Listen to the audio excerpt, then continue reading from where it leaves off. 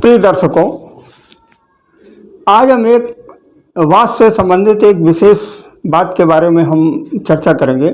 मित्रों, मकान बनवाना हर व्यक्ति का एक सपना होता है।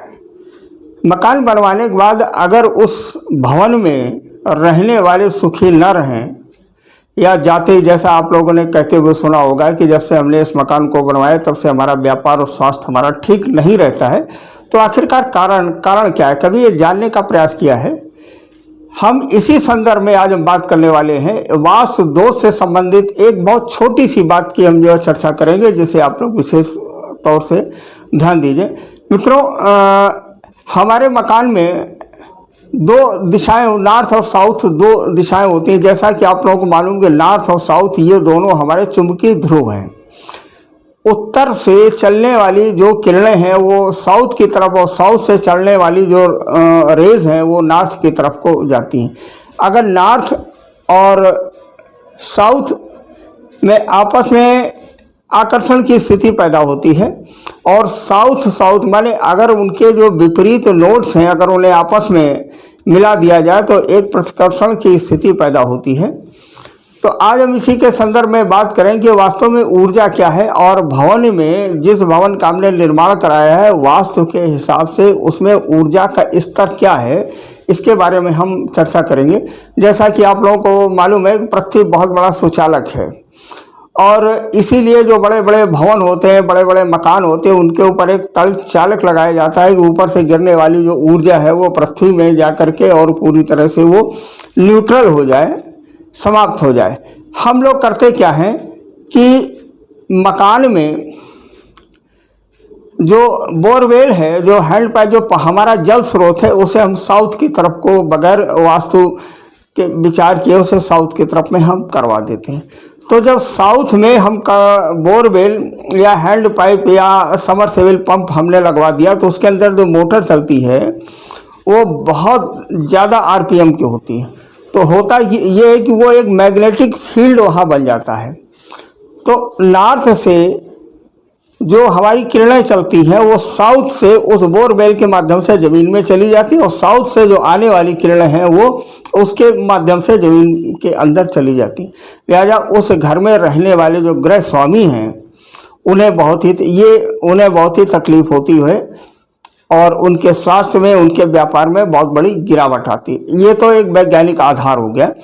आप लोगों ने ये देखा होगा कि जब कोई बहुत बड़ा पिलर या खंबा हम लगाते हैं तो उसमें हम एक अर्थ वायर ज़मीन में हम देते हैं। वो केवल इसलिए देते हैं कि जो ऊर्जा है, जो अननेसेसरी ऊर्जा है या जो बिजली, आकाशीय बिजली है, वो ज़मीन में चली जाए। तो ये हम लोगों को चाहिए ये कि वास्तु के हिसाब से साउथ में अगर हमारा कोई बोरवेल है और अगर कोई हैंड पाइप है, समरसेबल पंप है, तो उसे वहाँ से स्थानांतरित करवा देना चाहिए। हालांकि स्थानांतरित करवाने में खर्चा बहुत आता है, लेकिन फिर भी अगर घर में स्वास्थ्य और व्यापार में बहुत ज़्यादा दिक्कत आ रही, सबसे पहले तो देखना ये चाहिए कि कंपास को लेकर के हम दिशा का सही ढंग से निर्धारण करें। अगर वास्तु दोष किसी अन्य कारण से हो रहा हो तो बोरवेल को बिल्कुल भी न छुएं, लेकिन दक्षिण दिशा में बोरवेल या जल स्रोत का होना ठीक नहीं है, क्योंकि दक्षिण दिशा में सूर्य बहुत बली होता है, और जल तत्व और सूर्य, ये गर्मी और ये जल तत्व, ये आपस में इन दोनों में वैमनस्यता है। तो लिहाजा दक्षिण की तरफ साउथ में बोरवेल का होना बिल्कुल भी ठीक नहीं है। हम एक अन्य उपाय की बात की, हालांकि थंबनेल में हमने केवल यही लिखा है, अब दूसरे उपाय की बात करते हैं कि अगर मान लीजिए हमने कोई मकान बनवा रखा है और उसमें कोई ऐसी बीम है, ऊपर जो बीम डाली जाती है, अगर कोई ऐसी बीम है और उस बीम के नीचे अगर आपने अपना कोई पलंग डाल रखा है, तो जितना हिस्सा उस पलंग के नीचे आएगा वो धीरे धीरे करके, सने करके उतने हिस्से में दर्द की स्थिति पैदा हो जाएगी। उसके पीछे वैज्ञानिक कारण भी आपको जो है बता देता हूँ कि ये पूरा जो ब्रह्मांड है ये एक दबाव के अंतर्गत, हम इस पृथ्वी पर रहने वाले जितने प्राणी हैं वो एक दबाव रहता है। तो जब बीम ऊपर पड़ी होती है इसका मतलब वो एक सॉलिड स्टेट होता है, वहाँ से और अन्य जगह से जो आने वाला एनर्जी है वो उतनी जगह में एनर्जी कम मिल पाती है, लिहाजा उस स्थान में एक इरिटेशन पैदा होने लगता है। तो आप अपने घर में ये देखें कि जहाँ हम लेटते हैं उसके ऊपर कहीं कोई बीम वगैरह तो नहीं है, अगर हो तो आप अपने लेटने के स्थान को स्थानांतरित करें।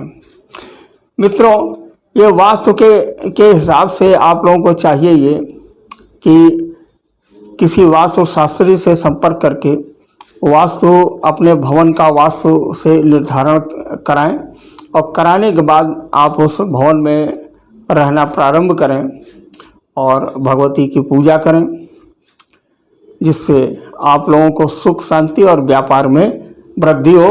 एक वास्तु यंत्र की साधना कराएं और साधना कराकर वास्तु यंत्र को स्थापित करें।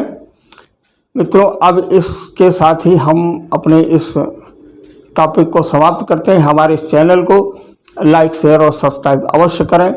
धन्यवाद, नमस्कार, जय श्री राम।